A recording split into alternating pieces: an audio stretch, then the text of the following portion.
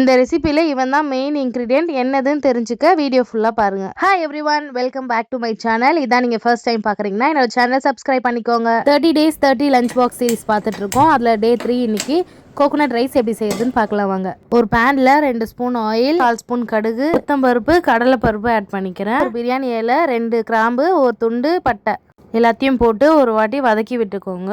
இது கூட நான் 3 காஞ்ச மிளகா சேர்த்துக்கிறேன். தேங்காவை கட் பண்ணி குட்டி குட்டியாக சீவி வச்சுருக்கேன். மிக்சியில் அரைக்கிறத விட கையில் சீவினீங்கன்னா டேஸ்ட் ரொம்ப அதிகமாக இருக்க மாதிரி இருக்கும். கொஞ்சமாக கருவேப்பிலை ஆட் பண்ணிக்கோங்க. லைட்டாக கலரி மட்டும் விட்டுருக்கோங்க. இதில் மெயின் ரெசிபியே இவர் தான். பெருங்காயத்தூள் கொஞ்சம் ஆட் பண்ணிங்கன்னா செம்ம டேஸ்ட்டாக இருக்கும். கொஞ்சமாக சால்ட் ஆட் பண்ணிக்கோங்க. எல்லாத்தையும் நல்லா ஒரு வாட்டி மிக்ஸ் பண்ணி விட்டுக்கோங்க.